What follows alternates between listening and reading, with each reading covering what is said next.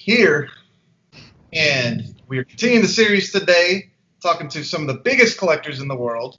And this guy needs really no introduction, but I'll go ahead and do it anyways. Karma TCG, Karma, aka known as Lucas. What is going on, man? How's it going? How you doing, Joseph? It's pretty good, Excited to be on the amazing show. Well, we're working on it, trying to get things going.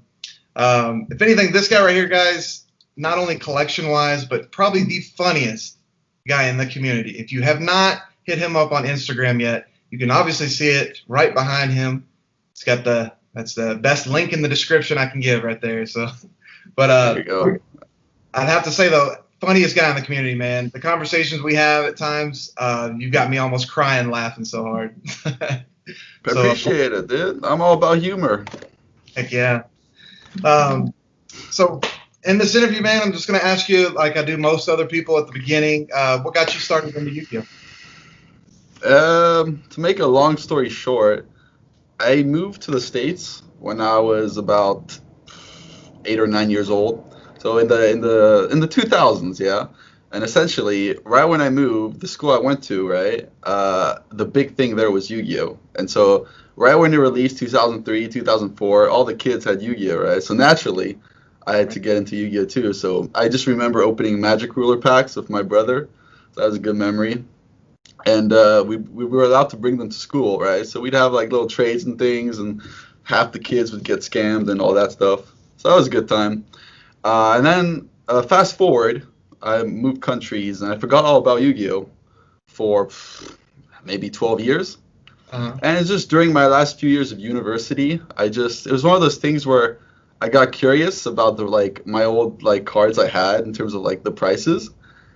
And it turned into just a casual, once a month or something, I look into it, see the prices or see if some cool cards I wanted to buy, to what it is now, where it's been few years and I know the market so well, and I've just slowly and surely grown my collection. It's been like an exponential rate, like the market basically. So you didn't accumulate it all at once. It was like an over thing. No. I actually, compared to most guys, most of the bigger collectors, I suppose, I had a slow start because the first year and a half I spent on Instagram, I was super casual, which is maybe 2 or 3 purchases every 2-3 months. We're talking about cards worth $200, $300, nothing big, right? Which at the time you could get big cards for that amount, I suppose. But yeah, so it was just a slow growth, and then it really once I noticed I could once I got more income and more opportunities, and I noticed I could actually keep going and get better and better cards. That's when things sped up. And there you have it. You got Karma TCG. Oh, man.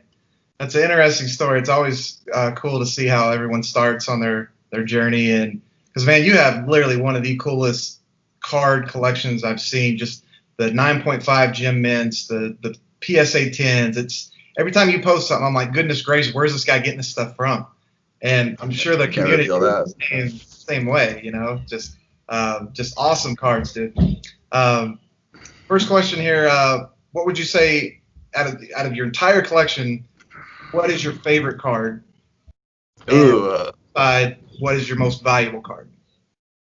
So I'm not one of those guys that has just a favorite, because I feel every few months or every year it changes.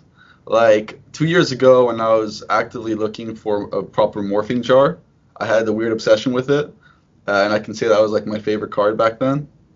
And then eventually I got some, and I've had now 2 of them for a long time. It's no longer a favorite card. I like to look at it, but it's not this. I don't have a particular favorite card. There's 20 or 30 cards I have that I could potentially say, right, any day. I guess one that's always been a standout is the Winged Dragon of Ra. I always found that card to be the best God card, and I already liked the God cards, so it was just on top. Right. So yeah, that card is pretty sick. And so the Ghost Rare, the Ghost Rare version just got released. Yeah. I'm gonna open a few boxes just for fun, just to get one. It'd be nice. Oh, for sure. I mean, that artwork is pretty amazing, and the original GBI was, that's still sought after card to this day. like value wise, you're. I mean, Oh, I actually sold one of mine, which not a big mistake, but like it's just a small regret.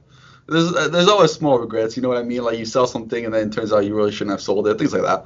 But yeah, so that in terms of like one of my favorites, that's definitely up there. And then valuable, I was gonna say Blue Eyes, Wavy 10, right? Like the obvious answer. right. But considering how some of the prize cards are getting that hype, they're getting that market hype, you know? Yeah. I'm starting to think it's a good tie between like the Crush card, the Deaths, and the Blue Eyes. Yeah, so those three. And Oh, price cards have just gone through the roof. You saw that big sale, the 10,000 for Cyberstein, right? my man, I'm watching that current sale of the raw Death Photoscaf. That's what 9,000 or something, 8,500, Uh, and it would never get a PSA 10. So that, if you think about it, and then you look at mine, it's like right. All of a sudden 20K is not crazy anymore. I know, and like I really thought, a few months ago when you could pick up the Stein for like 5,000, and that was a PSA 10, and then now seeing it raw for 10,000, like these prices are jumping astronomically so quick. I'm And telling you, Joseph, a few months ago. So actually, a while back, I actually made the group with the several other big collectors, as you probably known, such as Gezi and people like that. And it was a group all about, not investment, but all about talking about Yu-Gi-Oh, right? And over time, sadly, the group kept adding members and it no longer became what it was meant to be. But essentially, at one point, I don't know if you remember, 3 Cybersteins had been listed on eBay, like PSA 10s, right? Like in a row. right, And I said that, like, because they were selling for around 3,500, right? And I was like, this is the best time to get it because there's 3 in a row. People aren't that hyped. Like 3,500 for each of these is fantastic. I didn't have the funds for it at the time because I was doing other stuff and I had one. right, But I mean, looking back, like it was just obvious. And at the same time, the problem with the prize card, I do have an issue with the prize card thing, like because I've been in it, I know what's up. Um, it's a lot of like inflated hype, and the people hyping the cards, the people trying to manipulate the market, are the people that own the cards. You don't see any hype for like a Doom Caliber Knight or a Despot right? You right. don't really see that from people because they don't own the card. But Cyberstein, all of a sudden, a lot of people own that card. Yeah. So, what do you reckon? 10,000, 12,000? Like, I don't know. It's very easy to manipulate a market when the demand is so 50-50 and the supply is zero. Right. Do you think a lot of it has to do with like there's a lot of new people into the market now? You've got people jumping from Pokemon that just used to collect that. Now they're getting into Yu-Gi-Oh. You've got even I saw like Logan Paul is trying to jump into this Oh, market. I heard that, dude. I think it's a whole like it's not a butterfly effect. What's it called? It's like the tumbleweed, yeah? Where Uh, like Pokemon gets hit with like 10K increases. So naturally, people look at Yu-Gi-Oh to see if it's gonna happen. And then obviously it starts happening a little, and it just keeps rolling. And like if you look at it, it really hasn't hit Yu-Gi-Oh beyond like iconic cards or LOB or MRD, like the bigger sets. right. But it's slowly affecting other stuff, and I think there is a bubble. I'm pretty sure, like for example, if a raw Cyberstein was listed by anyone else, by like a small eBay account, it Mhm. wouldn't go for 10,000. I don't see it. So like, it's a bubble, but at the same time, there's still like room for growth. Is kind of my mindset on that. You think Yu-Gi-Oh will ever catch up to Pokemon's market? Yeah. There's bound to be a point, right, where like it's like you can say 20 years from now, why not? Right. I'd say like short term, I don't see it. I think for some reason Pokemon just has such a larger audience, and then Yu-Gi-Oh's just way behind, and it should be behind. But there could be artificial hype to increase it, right, to get it closer, but it's Mhm. not going to catch up in terms of like similar prices. Like, oh wow, Blue Eyes jumped to like 20K. Yeah, but now the Charizard is what, 80K? Yeah. Like, you see, like, and we're talking like extreme, but essentially every time the Blue Eyes can jump, the Charizard can also jump. So it won't catch up, but it'll maintain. You know what I mean? It won't Right. go down. It won't crash randomly. That's not possible. But I mean that big jump you saw with what was it? Heritage Auctions sold the first day of Pokemon box for 200K recently. I mean, they were selling for 90K like a month ago, and then doubled in price. Like, do you see LOB, the boxes like that? Do you see something like that happening? It's such a tough thing to really argue about because on one hand you got all the people, right? So it's like 50-50. You got a bunch of people that are like one sale doesn't dictate prices. Right. On the other hand, you got a bunch of people 5%. saying one sale means new prices, right? So there's always this argument. I'm inclined to believe one sale does dictate prices. So the minute a box sells for like let's just give it to Yugioh, right? If somehow a Dark Crisis box sells for 6,000, next thing you know, Exodia Necros will not be 300, 400 cards, right? Right. It will be like a 600, 700 easily. I think that's what happened with Magic Ruler. The box prices went up. Next thing you know, Blue Eyes Toon Dragon, 300, 500, 1,000. So that's how it goes. I feel you on that. I bought a Magic Ruler 2 months ago for 700, and now you find it for $2,000. Like, it's very bizarre because like the rare boxes are like that, man. I had an Invasion of Chaos, and like no one wants to buy it for 3,000. You sell it for 3,000. The next one on the market is 8,000, and there's no other ones. So over time, someone might pay 6,000 or 8,000, and all of a sudden it's $8,000 box, even though it's not. But you see what I mean? Like it becomes because of no other demand or supply. It's a whole thing, man. It's a whole thing. And it's just this market disruption that's going on, man. It's exciting if you're hoarding and you've got those cards and you've got those boxes, but for like new collectors jumping in the market, it's rough for them, man. Like I really think new collectors or people trying to like, especially people without like means to spend 20,000 on something. I think it's like fucking impossible. Because my way was simple to me. Because as I said, it was a casual thing, right? Where like I got back into it slowly, right. And like I could see the progression, and I could understand the market and like the sets and everything. It was like because it's a lot. It's like 20 years, right? So it's a lot of sets, it's a lot of cards. It's like Pokemon, right? You need time. And the people jumping in, they don't have times, which is also why the price increases because they don't know what they're doing. It's a whole thing. But I think as a new collector, it's harder to be a new collector now than like 5 years ago, 2 years ago. It's better to be an investor than a collector for like new people, I feel. Oh yeah. What was your like out of your whole collection that you just got like a steal of a price that like, man, I got it for this and then it's like this now. So that's what I do, man. That could be like anything. I do. All of my cards I buy, I get for steals. Okay, no, but I mean, in terms like it's hard because I can say like, oh yeah, I bought a card for $10 and it's worth 200. It might be a better deal than like a higher priced card, right? But it's got to be like the iconic ones, right? Where like I managed. This was pure luck. Because I don't really get that lucky, but this was pure luck. Where my Blue Eyes 10, basically I paid 2,500 for it, and at the time it was already about 5,000 for PSA 10, 5,500, 8,000, something like that.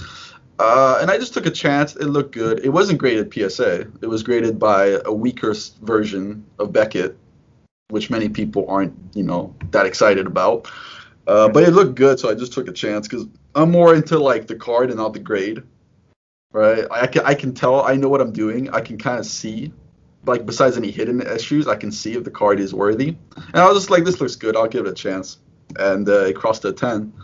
So that's technically like the ideal situation you want. Where you buy low and you have a way higher value. Man, talk about winning the jackpot there, man. That's epic. Dude, it's been depression ever since, man. No more deals like that. This doesn't exist. But like, it's just like you see people with these nice cards, and you think, oh, they got great deals or they got lucky, but you never know the amount of failed deals or like once again small regrets on other deals. Like I've missed out on some crazy shit, and those are the ones that I remember more than the successes. That's usually how it goes, right? Like you remember the failures, and it's kind of rough, but yeah. There's always like two sides. That was probably when you said that. Like the one thing that came to mind was when I missed out on the Retro Pack 1 box. Oof. I had it offered at 5,500. I got a DM and he was like, "Hey man, I got it. I'll give it right now 5,500." And I was like, "Man, that's not a bad deal." And I was like, I was on the verge of doing it, decided not, and then now the box is, I mean, what, 10,000 if that. Always, man. It's always a little doubt, or it happens and the seller backs out, or that happens and the seller somehow sells it to someone else. There's always these little like issues, and you like 2 days later you regret it a bit. It's you can't fix the mistakes. You can limit them, but there's always gonna be mistakes. I make mistakes all the time, dude. Sure, you just gotta make less mistakes and have the wins, right? Yeah, exactly. But you gotta realize as well that you're making mistakes, but at the same time, most of the time you're doing good. Like Right. if you learn from your mistakes, that's all that's important, really. If you don't learn, then get out, do something else because it's not working out. But Exactly. Like in the Yu-Gi-Oh community, like I'd say most everything is around Instagram. I know some people do things on Facebook and other sites, but I'd say the majority of our community is based on Instagram. Do you feel like there's better deals that go on Instagram, say, versus buying it on eBay through a seller? What's your opinion on something like that? so as a European, I already feel I have a huge disadvantage compared to American collectors or buyers, whatever you want to call them. And my main source would be eBay. Instagram sometimes works, Facebook sometimes, like social media platforms sometimes they work. But then like for me personally, eBay's the go-to, even though some of the times it's dodgy or it doesn't come through, things like that. I know in the States, you can definitely like especially in the Pokemon sector, I know like there's a lot more supply there, so you can find a lot more things outside of eBay. While like for example in the UK, it's pretty rough. It's a dry area. They weren't that much into it, so Yeah, for me at least, I'm close to Vegas, so they have before COVID hit, they have all these swap meets where you can go out and there's people selling stuff they don't realize what they have, and right. I picked up a first ed Gate Guardian for $25 and resold it for like 300 a year ago. So That's the it looks thing. like For example, in UK, man, there's like maybe one or two of those card shops that the guys in the States have, where it's like in every place, I assume. right, Literally, and it's not like for OG Yu-Gi-Oh, for example. This is about like the modern game.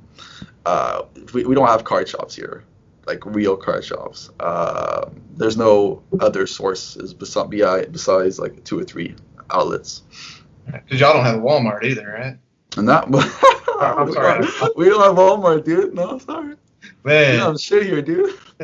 No, That's none of rough. that. Miss out on all the new sets just going into Walmart and stuff. That's I mean, yeah, I'm pretty sure I could get my hands on new sets in some weird, bigger shops, but like at the same time, I'm not into that, so I haven't really looked. right.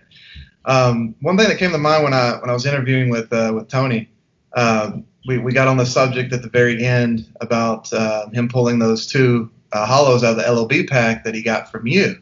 So I'm Yep. curious, how did you come across a pack like that? I just bought it online. Just like, I bought 4 or 5 packs because I don't know. I tend to trust people, and I was like, hey man, how much for like get 4 or 5 packs? And I was like, I'll buy like all the packs, right? Because I like to test my luck with pack openings. Usually it goes really wrong, but I don't learn. So I try to limit that. Anyways, I bought the pack. This was a while ago, so I bought the packs. And then I asked Tony to weigh them, right, just to see if any of them had a chance to be heavy. And he got back to me and he was like, yeah, one of them's pretty heavy. And I was like, all right, cool, let's open it. And he was like, oh, it could be fake. I'm like, doesn't matter, open it. I'll just record it. oh, right. It's bittersweet though, because what you don't know is that they were all damaged. Right. So like, it's not like they were PSA 10s or 9s. They were like 5s. They had dented corners or some shit like that. It was because like, it's lucky that there's 2 ultras, right? But it would make sense if they were damaged. It's because of like a factory issue, which it was. So Man, I'll tell you, I've watched that video multiple times. The nostalgia, it's unreal. Like that's one of the best pack openings I think I've ever seen. that's a nice video, man. It's funny enough. Every time I let other people open packs for me, It goes fantastic, dude. It goes like beyond well, right? Like a friend of mine opened 5 Pokemon first edition, like foreign packs, yeah, and he Uh, pulled 3 starters. He pulled all 3 starters in 5 holo packs. I okay. opened the fucking 2 boxes, and I don't pull the Charizard twice. So it's weird how that works, man. Because I don't know if you know, in Pokemon, like in base set boxes, you get 12 holos, right? And there's only 15. So in theory, your chances of pulling a Charizard is like 80%. So Right. you have to be that one terrible luck guy that opens 2 boxes and doesn't pull a Charizard. And for foreign boxes, to make it worse, it's literally the main centerpiece. Like the Right. other ones don't really have much value. So it's pretty rough. But yeah, anyone who opens packs for me they usually get something great. So it's nice. That's what I do now. Back on the Charizard thing, that reminded me of Gary from Pawn Stars. I wish he'd have got it on video. This was, I think he said five something years ago or something. But he opened up a box and pulled 3 first ed Charizards in one box, That's and, terrible to hear. I hate it. and they all graded tens. I would love to seen that opening. That would have been epic. Yeah, Uh, that's rare, man. what what do you feel is the most overrated card in the market and the most underrated card on the market, and why? So I don't really look at the market that much, to be honest. Like I'm more of a guy I can be on and interested for a few months, and then I'll have a bit of a break. So I don't really keep up to date that much. I still know generally what's up. Uh, Overrated, I could list like 10, 10 or 20 or 30. Stein is overrated. There you go. People say there's like what 100, 200. There's a lot more. They just don't know, or they don't care. They don't care about lying to people, to the audience, which is very common. Let's see. To be more serious, let's see. Overrated. A lot of Metal Raiders is overrated. I feel like a lot of supers are overrated. LOB is a cesspool of over. I know it's your thing, but oh man, my dude, like polymerization for over 1,000. No thanks, dude. I pass all day. I think graded cards. This is gonna be a fun subject because I think graded cards are overrated because a lot of graded cards are not the true reflection of the card. So you can buy a PSA 9 Mystical Elf that's in better condition than a PSA 10 Mystical Elf, right? And save yourself 90% of the cost. Think about it. that brings up a good point. Do you think BGS grades better than PSA? I was told BGS grades better, but from my history with BGS, I once again got hit with the unlucky aspect. I think COVID played a role because I sent a lot of cards during COVID, during the middle of it, and that may have disturbed the usual process. But from my experience, Beckett is in a similar situation where they're extremely inconsistent, and it doesn't matter how mint your card is. Um, it depends more on the grader. It depends on his mood. It depends on the day. It depends on the grader. You have some graders, for example, I'm talking primarily about Beckett, where they will easily give tens, like subgrades, right? So you'll see a card that has like an 8.5 and has a 10 on edges. And then you have graders that will never give a 10. They will think 10 is impossible to hit, and that 9.5 is like best case scenario, right? Or basic 9.5 for like the best card you've ever seen. Right. So it's up and down. Both companies have their flaws. They're the main players, so everyone has no choice, and they keep increasing their. I think there's so many flaws in the system, and it's nice to see other grading companies pop up. And I think in Europe there'll be something coming out soon, which will be very interesting. Yeah, I'm curious to see what other people are going to test the market on that because I feel like both Beckett and PSA are protecting their brand, or at least their pristine tens, their PSA tens. They're not. You just don't see as many being newly graded as you did, say, 5 years ago. And that could be, like you were saying too, with how many more people are sending it in to be graded. That maybe they're being backed up. Maybe the grader itself is more tired. They can be overworked. I mean, you look at Beckett right now; they're so far behind on their orders. It's out of hand. Like a 60-day sub right now, you're looking 120 days. Like it's crazy. Yeah, there's a lot of issues. That's the worst part. There's not just two or three small like fixes that you can probably, over time the company will address and fix it. They have issues from top to bottom. Both companies. It's not one. They like. I could rant about it, but it'll take like 20 minutes. So damaging the cards, you send in something and then you come back and there's a nick on the corner. Joseph, And Joseph, I've had my fair share, especially PSA. This is why I switched to Beckett. I've had my fair share of damaged prize cards, damaged Exodias, damaged morphing jars. Literally, it's always there's also some fewer smaller cards, but like big hitters. Damages that are so damn ignorant, right? From nail marks, from literally a nail mark, right? So someone took out the card and put a nail indent in a prize card. Oh, and you think about that for a second, and you're like, you're sending your cards to get cased and protected, and they get damaged before that happens by the professionals. So to me, that was the last straw. And I think a lot of people, they know this. They know there's a chance your card gets damaged. But until it happens to them, they don't really care. And then once it happens to them, they go off and everything. oh, But sure. yeah. So yeah, damages, that's actually one of the worst parts about grading companies. And I do find that Beckett, in terms of like keeping your card not damaged, which is funny to say, right? Because it's like, it shouldn't even be a thing to be like, oh, I hope I send it to the grading company, they don't damage my card. But yeah, Beckett, from my experience, haven't damaged any of my cards, except for one. But I mean, I've sent 200, so that's not that bad. Not a bad ratio at all. No. Man, it's crazy how, the two companies rule the world when it comes to grading, at least at the moment, until something changes. What's really crazy is how people accept it. Since there's no other option, people will accept so much delays and just bullshit because there's no other alternative. So I think in the near future, if more things pop up, it will be very, very good. It'll be great. Really great for the whole grading aspect. Competition is always good, for sure. Back on your collection, I'm curious. Have you ever thought about what do you think your whole collection's worth? I mean, I think about it every now and then, but every few months it changes. Whereas I get more cards, or the price goes up, or I'm one of those guys where I never really have my collection with me.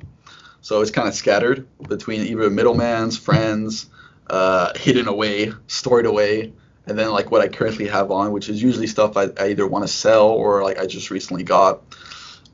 But if I were to like estimate it, my last estimation was like 6 months ago, so I assume it went up a bit. I'd say it's probably not as much as people think, but I'd say like maybe like 300,000, something like that. He said not as much as people think. Yeah, just a house, guys. Just a house. A nice house. I mean, a house a house is a tricky subject compared to cards, in my opinion. No, that's a good investment, if anything, and it seems like it's paying off for you. So, kudos to you, man. If anything, you got in the market before a lot of people did, and I can say that's not only benefits you, but that's cool, man. I love seeing your stuff every time you post something. I'm like, Thanks, I know dog. it's fire, man. The thing is, like, even now you can get into it, and if you do your research, you can do really good. Like, you can actually, from a purely investment like standpoint, if you redo your research and you know what you're doing, and you don't even have to put in that much to get a return, and then you can continue, right? It's like it can be a small process. You can do really well even now. Like 3 years ago, sure, you could do better, but 3 years ago, you could only do better if you didn't sell, right? So you got to look at it that way.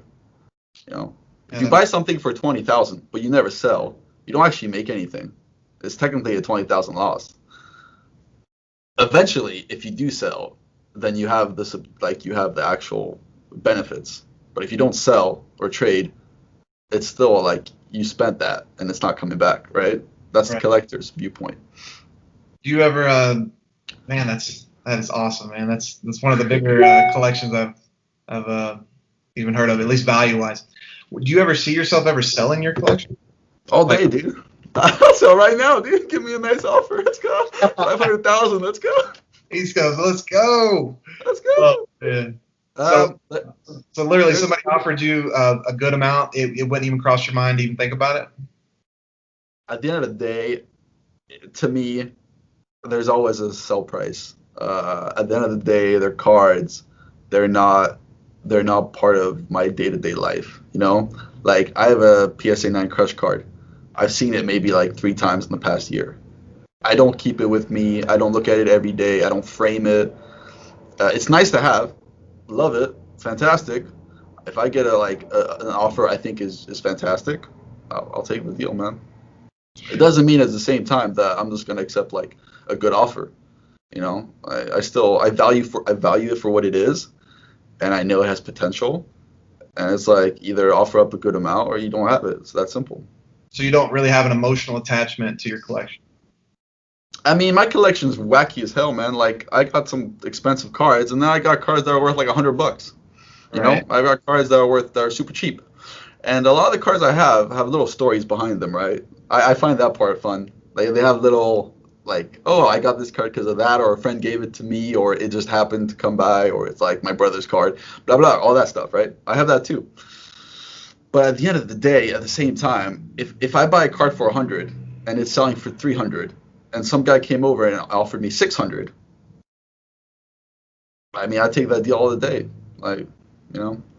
I think that's good for the market too. When people are just hoarding everything, it's taken away from the buying, the trading, the whole market Yeah. as a whole. So I appreciate that actually. I think that's really good. It's good to make money. Yeah. It's good to to share with the community as well. I think. I think everyone's entitled to like their own reasons to buying and selling. Like like there are very few people I genuinely dislike, um, but like if your goal is to buy 30 PSA 10 Dark Magicians from LOB, I find that pretty weird, man.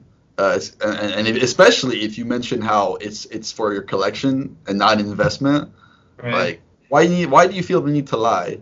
Because what's the point of having 30 of one card, right? Think about that. What's the point? I don't get that. I don't get the logic of that one besides hoarder mentality, which is, some say might be a disease, and just pure investment, pure greed. Sometimes So, people just want to post it on their Instagram just to get the clout. 30, nah, 30, uh, 30 of them. yeah, no, it's a flex, right? But a lot of people have this like, yeah, I'm a collector, blah blah blah. But deep down, dude, they get that offer, they'll take it. Right. Um, that's okay. I just don't like the fact that you hide it. Right. I'm direct, dude. If someone offers me great prices, I'm selling my Blue Eyes Wavy 10. Let's go. See you later, dude. I have a glossy or another wavy. It's not a 10, but it's all right. Where do you see the wavy price on that right now? Like if you had if you said I'm ready to sell right now, if somebody gave me this offer, what would that number be? But see, that's the thing, right? So there's one on eBay for 30,000. I Oh, wouldn't sell mine for less than 30,000, even though there's one on eBay for 30,000. So that's when you see that it's not all about the money, but at the same time, like it could go down, and then I lose money, right? There could be a drop, and it goes back down to 20,000, right? And it's like, oh, I should have sold. There's always that. If you're really into the whole finance, there's always that mindset, right, where you should try and sell at the best possible time. But again, for some cars I own, it's not all about that. And I personally think the wavy blue eyes should remain around 25, 30,000, and they could go up in the near future. hmm But I don't see it dropping. And it's another reason why I don't want to sell it for anything less than like 35, 40,000. But I don't even want to sell it right now. It's one of those things I have no reason to sell because I believe in that card. Kind of Right. like the whole like people who believe in Pokemon boxes going from 3K to 30K. Congratulations, somehow it happened. So there Well, you it's a go. nostalgic thing. I mean, if you watch the first season, I mean, Kaiba, that was the greatest. I mean, I think about that all the time, especially like with my LOB posters. Like, it's the most nostalgic thing to me is the blue eyes, the LOB, just anything LOB. I don't ever see that ever dropping in value because of it's just the most nostalgic. It's the first. Anything's the first of anything from a game standpoint. Magic the Gathering, anything like that. Look at those values that you're seeing. The Pokemon base boxes. Oh, I don't think I agree with you, man. But I get your point of view, but I don't necessarily agree with it. Like, You don't see being the first of anything would have a hold value wise, or you think it could just go up and down depending on what interests are. Like for example, I don't relate anything to the anime. My nostalgia comes from the card game. So from that aspect, it's not the Blue Eyes isn't relevant to Kaiba. The Blue Eyes is just relevant to like it was also the card to have when it came out, right? Think about it. When Right. like you were playing with your friends, right? You had the Yugi deck or the Kaiba deck, right? And I Right. got the Yugi deck, right? But like Dark Magician just doesn't cut it. It's the dragon appeal, right? And Blue Eyes is the first dragon in the set that were introduced. So for Right. me, it's all about the card game for me, really. Like the anime, I do remember I watched the first 2 seasons or something like that, and I remember it kind of right. It was a bit silly. I liked it, but yeah, like not. I don't think everyone kind of has their own backstory as to why they're buying it and why they're nostalgic over it. So it's not necessarily like the anime introduced it. So boom, boom, boom. Yeah, I like your viewpoint on that because it's a little bit different than I would say. At least most people that I at least chat with on Instagram or in the community, most of them are like, oh, it's because of the show is the reason why I like this card, not necessarily because of when I played it as the game actually. So it's actually interesting. I like that. Yeah. We were sort of getting on the subject, and I kind of crossed off, but Let me get my about water. who is liked in the community and who's the most disliked. I like asking this question because it can get really juicy. Depending Ooh. what's your opinions on that? Who would you say is the most liked in the community, and on the flip side, who would you say is the most disliked in the whole community? Like genuinely liked? Yeah, like oh, this guy is just been in the game for this long, or the I most mean, respected, or I could name like a big collector, but obviously the bigger you are, the more people dislike you as well. So not really, right? Um, I liked. I think there's a guy. He's more into Pokemon, right? But this guy is genuinely, from my own experience as well, he's genuinely a really nice guy. Like genuinely nice, not like the Instagram nice, which I think most people are. The dude is actually a nice person, and his name is Mr. Fuji, and he's a French collector, and he's mainly into Pokemon and higher end cards. And that guy, I'm pretty sure he's liked by almost everyone. And then disliked, I could name like 50 people, dude. I could include myself on the list. I could include you. Oh man. Hopefully it's just a troll though. Nah, but I think people who are liked a lot, like us, are also disliked a lot, and especially if you have a bit of a personality as well, Yeah. which you fit the bill. Disliked. I could name like the troll counts, the ones that you shouldn't take seriously because they're either a bit unstable or they're just out there to troll. Right. Like the what's his name? He changes his name like every 3 months. The Empire Kid. Oh, the Yugi lovers, OCG. Something like that. Yeah, that guy's Yeah, he's changed it. whack. That guy's whack. I mean, I personally dislike a decent amount of people. Not hate, but just I dislike their methods. Yeah. You didn't And it think can, you didn't think his Korean cards are worth $1 million then? I like his Korean card. There's 2 or 3 of them that I respect, but Yeah, obviously they're not worth anything near what he thinks. Because I think he genuinely thinks they're worth that. That's the bad part. But yeah, no, there's a lot of high end people I don't really like in the community. And then there's a few people that just don't entertain me. It's hard to talk about it, right? right. Because like Yeah. the minute you take a stance on something, a lot of people will have biases and be like, "Oh, yeah, why would you say that?" Da da da da da. Right. What do I do? Like? I don't like the. Okay, I can say this. I don't mind. I don't like. I don't know their name well. The Halo God guy. Halo. What's his name? Aaron or Yeah, Halo? Aaron. Yeah. Halo God. And it stems back from a while back. It's just where the guy. He seems to be like a pathological liar, where he'll state he has this and this sort of boxes, and it's been proven he doesn't have it. And then he'll like. I remember this happened a while back, but it was about like a fake LOB box. And he was trying to sell it or promote it, and it was fake from the pictures. And it took a lot of people to after a few months, people realized that it was fake all along. And I never really got the bottom of it, but like there's a lot of shady shit from that guy in my opinion. So Oh wow. Not a fan. And then there's other guys. Oh, dude, I'm fucking blast them all. There's the 416. What's his name? 416 something? 416 rare cards. Something like that. Canadian guy. At one point, he was trying to do a raffle for a raffle, right? Where you enter a mini raffle to get a chance to win in the main raffle. Fuck, it blows my mind, man. And of course, the items were items he couldn't sell for like on their own.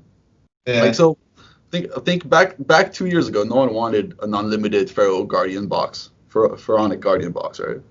And he couldn't sell it for like the normal price of the box, so he would make a raffle for it, and then a side raffle for it, and obviously it would be a lot more expensive than just buying the box by itself. And I dislike people like that. Plus, raffles, they can be easily manipulated. So that time, 2 or 3 people, big sellers, will say, were doing this, and it was very fishy. And Man, yeah, I didn't realize that. I mean, I've done business with Jesse a couple times. I never had right. that experience, but Many people haven't. Raffles wise, I agree. At least on that, I'm not a fan of raffles. But at least for him buying and selling, though, I think he's got good integrity on that. I think to have a mini raffle for a raffle is pushing it. Raffle, whatever, dude. It's bad, and I wouldn't advise anyone to do a raffle, like to enter a raffle. Right. But to have a mini raffle for something that's like $300 is ridiculous. Oh. That was me. I mean, and then if you want, I can like talk about 5 other people and like the different shit they do. Huh? Let's hear it. This is fun, man. Say Right. whatever you say. We got my man Peter Petitpas. I like Peter, man. I used to speak to him a lot. I like him a bit. I don't like what he's doing. I don't like the fact that the minute he gets cards that he's been looking for, next thing you know, they're 50K by Christmas. That's his whole goal. It's like once he gets the cards, ooh, they should definitely be 50K by Christmas, and I'm gonna tell everyone I can. I don't like that. Why don't you say it to cards you don't have already, or like, why do you feel the need to like spam it? Do you feel like people are just promoting just for their interest on the cards that they're buying, and that's raising? You know what? Or?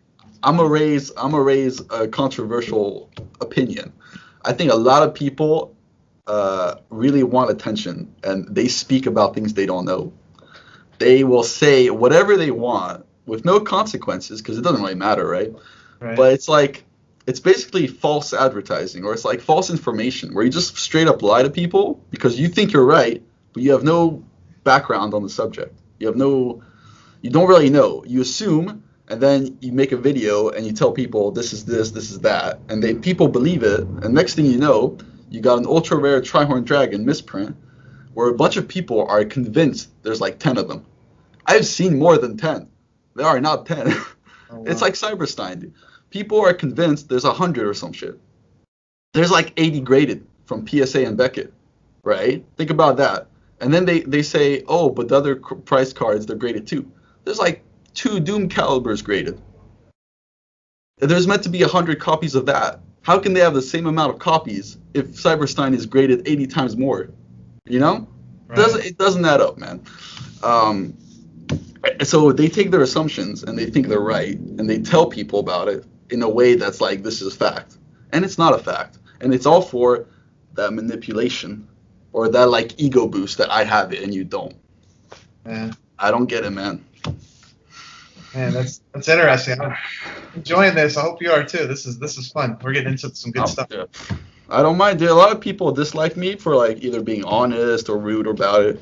I'm trying to like, at the end of the day, I'm saying my opinion. I don't think, sharing information that isn't true or isn't factual helps anyone. And I can kind of see through some people's bullshit. Well, if anything, I appreciate your honesty, man. Like, I hate when people sugarcoat things. I'm a pretty blunt person myself. I'll tell you how I feel. If I like this person, don't like this person, the reason why, doesn't really matter to me. But yeah, it's really interesting how the community is like on, especially on, like you're saying, like the price hype or, someone's hoarding this card and then promoting this card. But it's always really funny about that, by the way. Not to cut you too much, but it's like 6 months ago, right? let's just do an example because it's happening everywhere. But here's the classic example where like 6 months ago, someone's like, oh, I'll never buy a red eyes for $2,000. Da da da da da. And then you flash forward 6 months, and the same individual buys one for 6,000, and you're like, wait, what? And it's like, why do you say things and then like 2 months later, right? Oh, everything changed. It's like, okay, opinions can change and everything, but it's just ironic how that happens so often. Oh, They're like, no, there's no way this car's 3,000. 3 months later, it's like 10,000. Oh yeah, but it's fine. It's the market, oh man, dude. you hit that Please. on the nail. That's so true. I see that a lot. Like someone has it in their story, or they're They buying. will like they will abuse someone for overpaying by $100, and then 3 months later, the same card or box is worth like $200 or more, like more. Right. But and then nothing happens, right? No apologies, nothing. Like they've abused this guy who bought a card for 100 more. That there's like two online, right? All right. Uh, Next thing you know, it sells like 3 months later for like double his price, and it doesn't matter. It's like, oh, the abuse happened 3 months ago. Whatever, it's fine. Move on. Man. It's That, inconsistent, my friend. I agree. If anything, I want to see more consistency. I hate when, uh, when people are you can't just go off TCG player for the prices as well too. I'm seeing that a lot lately. People are just quoting off that. I don't feel like that's a fair representation because you can't really tell the condition of the card. So I feel like that's a little manipulation there as well that's going on. You can't go off just that on one website. I think multiple searches would help as well too. It's just like I feel like you can say what you want about someone or something, but like at the end of the day, it's that it comes back to like the guy has a disposable income. He can buy what he wants. He can overpay if he chooses to, right? It Right. doesn't change your life. If it changes the market and you get mad at him for overpaying, it's like sure, but it doesn't. Does it change anything in the end? No. Yeah. It's your choice if you're gonna buy it or not. You could have bought it at 500 when it was 500, and now you're gonna like cry about it and eventually pay it 1,000 for it. I feel you on that. I've made a couple trade deals in the past where some people like a question mark on it. Why did you do that? This that. It's like, well, it was what I wanted at the time. I don't I care. think most people are guilty about some way, in some form. Most people are guilty on that to like lesser extent. It's fine like once in a while, and it's like a small thing. You don't make a big deal about it. But like to constantly every time something changes to like have such a strong opinion and like insult everyone, that's pretty crazy. And a lot of the community I feel is a bit like that. Or anytime a specific card sells for this amount and you're seeing like why was that value so much more than it was, and people start DMing them, what did you do that for? Everyone's an expert now, dude. Everyone is like a fucking stock market genius that's working on buying the next share. I don't know. It's crazy. They're thinking everything's the next Bitcoin. Ooh, baby. um, some I guess wrapping up at least some of the questions, and then we're going to get into the lightning round here. Oh, Uh, baby. that should be fun. What are some of your collection goals for the rest of the year as well as the next 5 years? What do you see? Is there anything you're looking for specific? Give me an idea. Uh, so I did have a goal about. So my goals always change a bit. When I first got in, I just wanted the supers, ultras, and secrets from the original sets, right? So Right. from up to Invasion of Chaos or something like that. And I almost got that goal. And then I was like, I don't really like the supers. Let's just go for the ultras and the secrets. And then I think I got really close to that goal, 90%. And then I changed it up. Right. Let's look into a few of the ghost rares or ultimates or Pokemon. And then I realized, like, it never stops. If you have that attitude or mentality where you always have, like, okay, I'm almost done, let's find something else. In a hobby where there's, like, 20 years of sets, it might go a bit too far. So I try to, like, chill out a bit and just, like, I don't know, buy cards that interest me, maybe sell a few, buy a few more, and then that's when it hit me. Go for some cards that are hard to get and rare to find. So then I started the prize card thing, and I did fairly well. And then I took it more and more casual, which was, I guess, a mistake considering I can't find them anymore, and then the prices are too high. Right. But now, yeah, I say nowadays, I've gotten more into one or two sets in Pokemon. the e-reader set. I'm trying to actually complete a set. Oh So I've wow, got Skyridge over 50%, which is pretty rough because it's a lot of cards. Sky, Uh, man, that box. I I don't know why, but I really like the artwork. And actually, fun fact, not that long ago, I was offered a Skyridge box for my Wavy Blue Eyes. Really? And I think that's where I kind of messed up, and I was like, it's not happening, man. And I'm pretty sure now the Skyridge box has overtaken it, but it's not that big of a deal. But anyways, yeah, so I'm really liking the e-readers. So I've been focusing a bit more on that, like casually. Uh, And I think over time, if I get near that, I'll probably look into other sets. And yeah, so those are my current goals. I don't have like a 5-year goal. If anything, uh, I may, I don't know. It's hard to predict in terms of collecting for me. I'll always keep a small section, but I'm pretty sure once I have like most of Skyridge, I'll probably get rid of most. It's one of those things where it's more like once the goal is established, you can kind of like sell them off or keep a few and sell the rest, things like that. no, I like that. That's a good mindset to have. Once you hit your collection goal, not only move on to something else, but let someone else enjoy that collection at the time. Yeah, and if Well, you make I've never been one to have like 500 graded cards in like an attic or in a room. I just don't see the point of that because you're not gonna open the case, open like the chest and be like, all right, so this is set number one, this is set number two. Well, at least I'm not.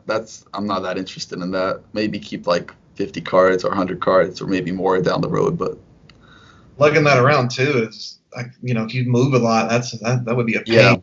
Like, that's I'm rough. against my collection to more expensive one items instead of having all these smaller, items everywhere.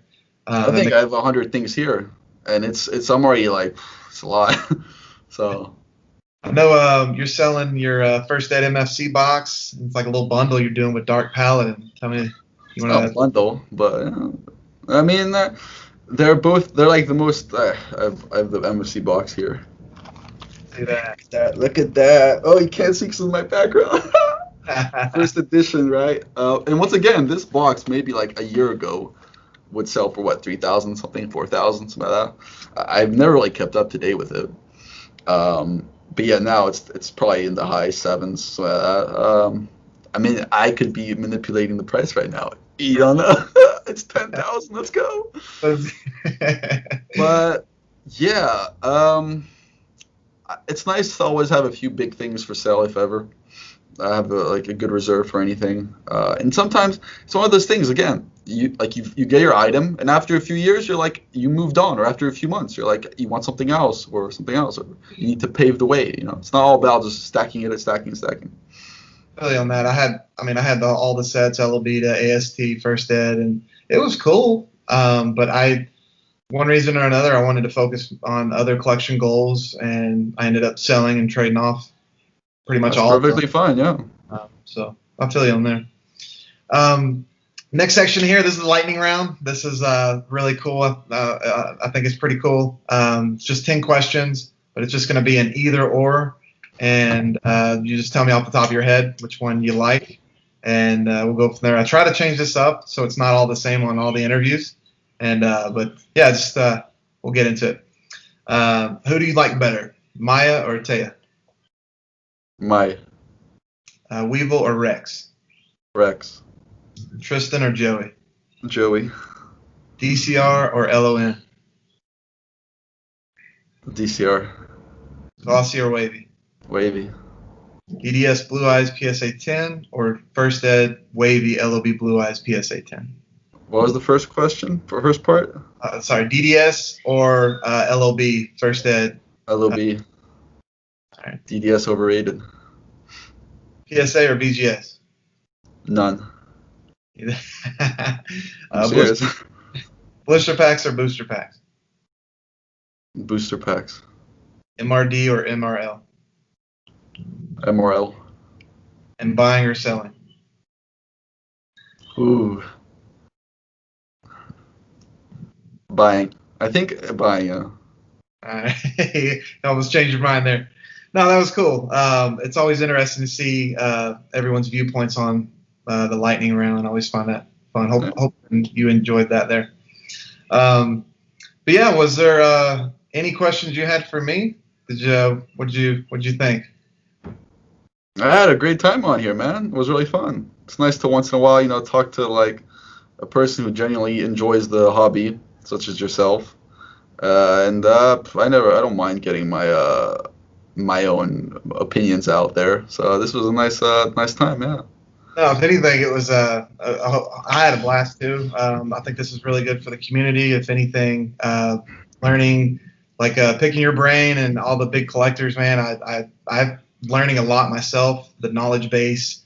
I think it's good for everyone as well too. But it'll be really interesting to see some of the comments on some of the things we said today. So I'm really curious to see how that goes. I think it'd be nice if you could get 2 or 3 of the smaller collectors on here, or Instagrammers, I suppose, because that's mainly who I know.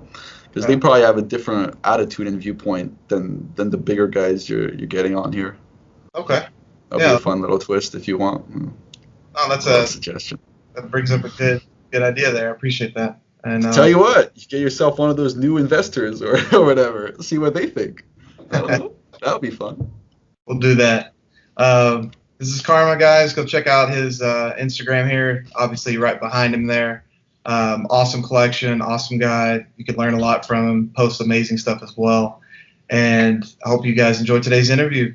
And we'll continue the series next week. And until the next time, guys, Yugiohprodigy.